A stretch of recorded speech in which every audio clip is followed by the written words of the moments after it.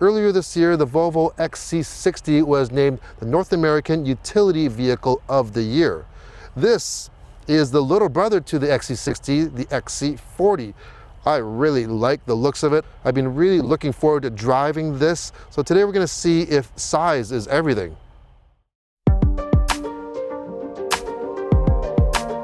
The compact luxury segment is bursting with lots of good-looking and capable talent.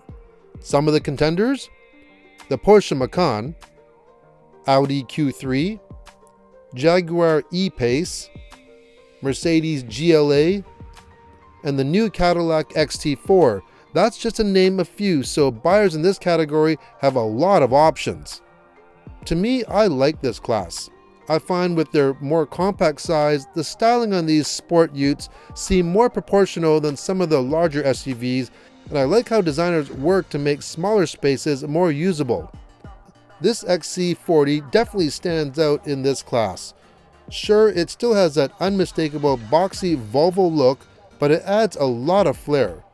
This is the R design, and it gets a black grille, standard LED headlamps with the signature Tor's Hammer daytime running lights. The R design and inscription trims get active bending light LEDs up front. The XC40 has a great stance. Standard are 18-inch wheels, 19-inch on this R design, and optional 20s if those aren't big enough for you. The R design also gets a tasteful insignia on the C-pillar. I'm loving cars coming out with two-tone paint. They really stand out, and if you choose the R design, you get a black top and bottom, which really give the XC a whole different look compared to the solid colors. The back gets vertical lights, dual exhaust, and an available hands-free power tailgate. Here's something that's kind of cool. Here's my camera bag here. You have a flat floor, but it's kind of a false floor. There is storage underneath. And let's just say you have things that you don't want to roll around, or you want to separate your cargo. I can put that bag back here. There's a handle here, and I can lift this up. As you can see, I even have some things here like my gimbal, and you can separate that, and it's actually quite sturdy here. So you can put things here, and also on the separator here, there are hooks. So you can put your groceries here, so groceries here, maybe camera equipment in the front. If you need more room, there are some power buttons on the back here to flip those seats forward, give you more room. If you're a fan of Swedish design, you'll like the interior of this XC40 and the interiors of all the new Volvos on that note. So they just have a way of making simple look really good and kind of very modern. Lots of room. First of all, let's talk about how much storage room right off the bat. They've moved the speakers. There are no speakers in the door panels now, so you have this huge cavernous area where you would put your maybe your cups or your water bottle. And then in the center, you have another large area. This has wireless charging, your cup holders, and to save some more room, normally a lot of people put their cell phones in the cup holders. Now there's kind of two dedicated spots. There's this area here that has this retractable flap, so it's very handy to throw your cell phone in there. And there's this other little flap here, and it kind of looks like a vertical ashtray, but you can easily put your phone vertically there. You have two USBs. This does have Apple CarPlay and Android Auto, and it's kind of driver centric. It's shifted over a few degrees, you can see toward the driver. If you're familiar with how to use a tablet like an iPad, you have no problem using this system. There's a home button, and that brings you home, and it's a touch screen. You can swipe left, you can swipe right, up and down. So it's pretty straightforward. I find it can be a little bit slightly laggy at times. I would like to have a few more redundant controls in some mechanical buttons instead, but so far, I've used it on other Volvo products, and once you get used to it, like I said, it's no problem. In behind the steering wheel, a fully digital cluster. This also has the climate package, which gives you things like a heated steering wheel. This has heated front and heated rear seats as well. In the glove box, there is a hook that's connected to the glove box. So you can swing that out, And that hook is, you could put, let's say, groceries. I'd probably just put the groceries on the floor, but maybe if you have a handbag that you want to hang there, you don't want to have it on the floor, especially if it's wintertime when that carpet can be kind of gross. Well, you know, that's a good way to keep that off the seat and off the floor.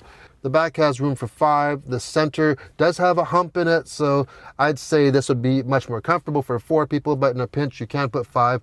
Headroom and legroom are fairly decent on this. Another thing that makes you feel like you have a lot more space is this huge panoramic roof that goes all the way back. All right, one thing I notice, the doors are very solid when you open or close them. The step-in height is perfect. It's higher up. You ride higher in the Volvo, and when you put it into gear, okay, I just went and I clicked it back twice, and so basically the shift gate, it's an electronic shifter. Basically you have reverse, neutral, and drive. So when you go in from park to drive, you actually have to hit it twice toward you, and if you go to reverse, you actually hit it twice forward. And a lot of people have criticized this system and said, you know, like they really bothers them, and I can tell you personally, it doesn't bother me at all.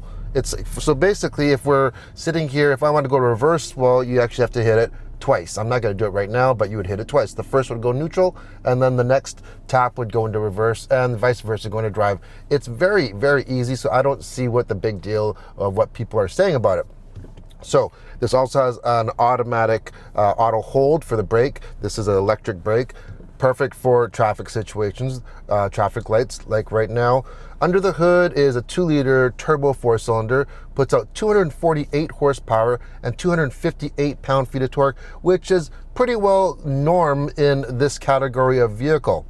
That's matched to an 8-speed automatic transmission. There are paddle shifters if you want to shift it manually. And if we go into our drive selector, now the difference of this XC40 drive selector or drive mode is on the front, just underneath the infotainment system, and we can go into, let's say, eco, comfort, off-road, or dynamic.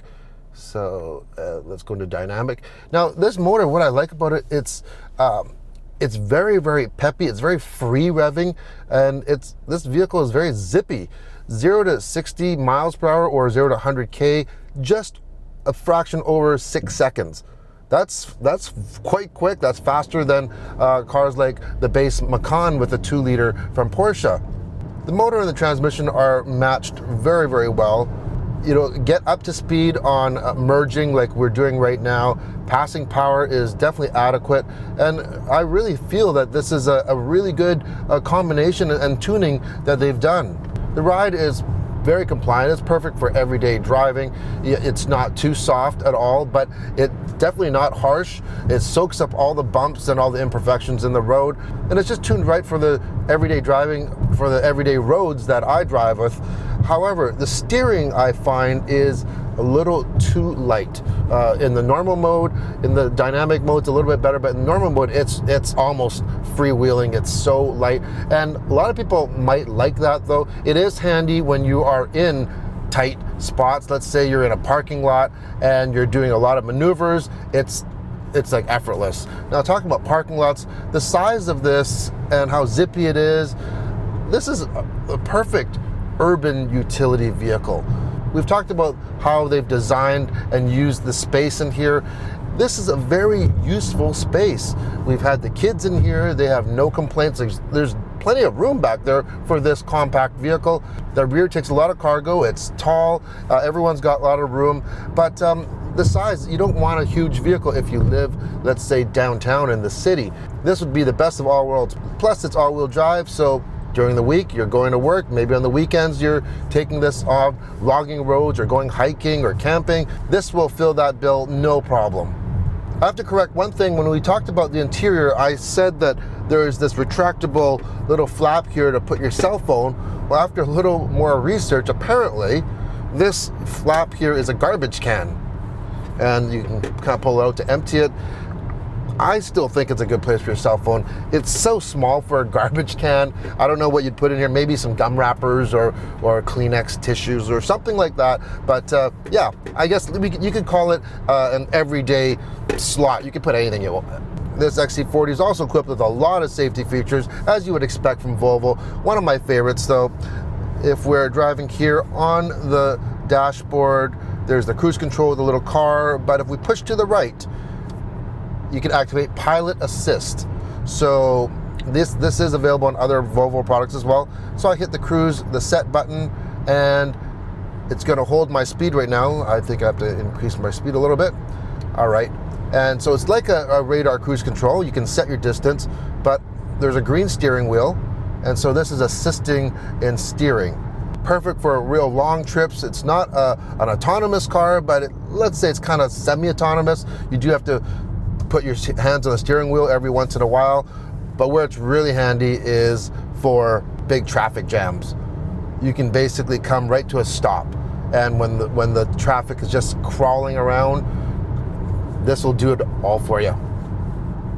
Okay, this XC40 is also equipped with a parking assist feature. So it's kind of like automatic parking. So what we're going to do to activate it, we can go park in, and it's going to say it's continue to drive, and it's going to scan to the right. It's going to look for a spot. Okay, it says stop, found a spot. Okay, and we are going to select reverse gear. So 2 clicks there, look around the car. Okay, reverse slowly and be prepared to brake.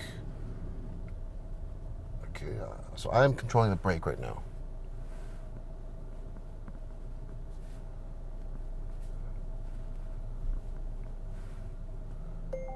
Okay, put forward gear.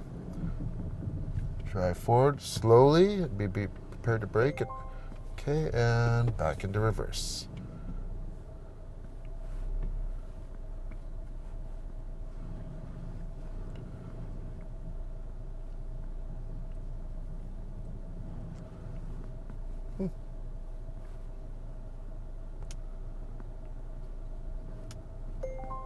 All right, done. Hit park. We're in. One thing that I do wish though on this system is this has the backup camera, of course, and that's standard on all new vehicles, and it also has a 360 camera.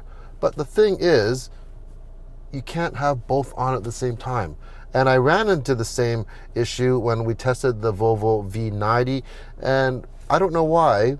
It must be programming or something. So here is your backup camera, and there's a 360 view. A lot of other vehicles, you can actually see your backup camera, your rear view camera, and a 360 view side by side at the same time, and that's really handy. And I'd rather have that opposed to having to actually go to another step to see the view.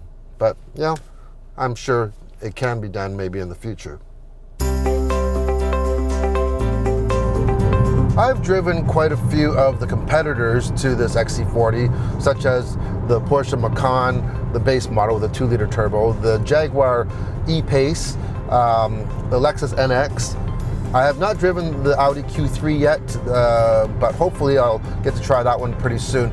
And you know, as a fan of most of those, especially the Porsche, I really like the Macan. I love that Macan, especially the GTS. Mind you, that's in a whole different league, the GTS. That does not have the 2-liter base engine, and it's also about $100,000. But if money was no object, I would love to have a Macan GTS. I'd have to say, out of those ones that I've listed, I think I would actually pick this XC40. It's really, really surprised me how much I enjoyed it. The ride, it's predictable, it's easy to drive, you know, like, and if it's my own money, there's a lot of value in this, and we'll get to the price in a bit. There's a lot of features that you get with it compared to some of the other competitors for around the same price, and I think it has the most utility. There's so much utility in this, and there's no compromise.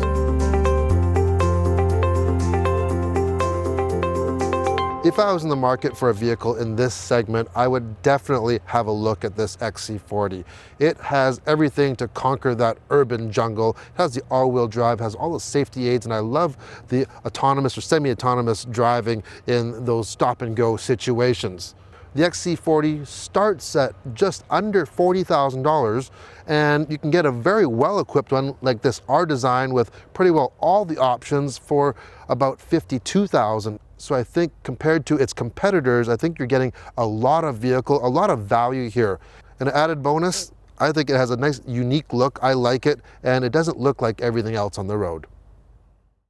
If you like the video, hit the thumbs up, and if you want to see more everyday reviews, hit the subscribe button. Thanks for watching.